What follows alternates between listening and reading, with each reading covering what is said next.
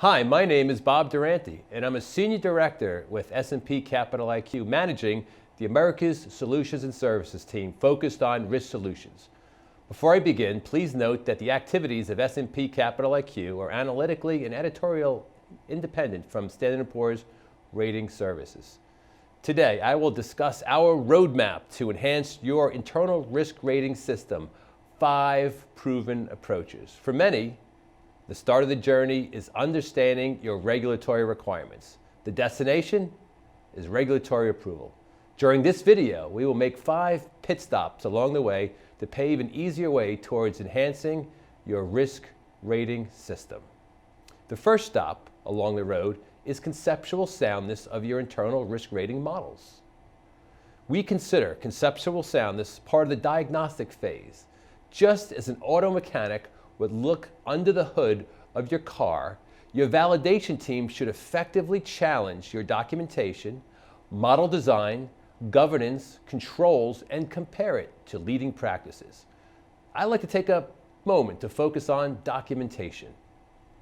Here, we have a screenshot of S&P Capital IQ's validation or technical documentation and a partial table of contents. Not having validation or technical documentation is like driving your car without headlights. It's a must-have. The second stop along the road to regulatory approval is outcome analysis. Just like you would take a new car for a test drive, with models, you need to test their performance. Outcome analysis can be further broken down between benchmarks and backtesting. Benchmarking works, but really only for low default models, and backtesting works for higher default or more consumer-oriented models. Stop 3.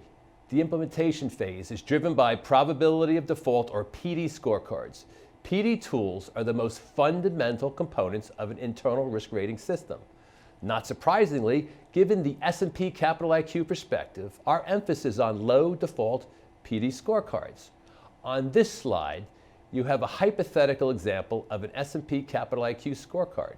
Notice the broad dimensions of financial and business risk, the simplified factors of profitability and competitiveness, the risk weights, the numerical risk scores, and the mapped risk grades to the 20-point S&P scale. To help meet regulatory requirements, scorecards must be well documented, transparent, consistent, replicable, sector-specific, and updated at least annually and aligned to observable default rates.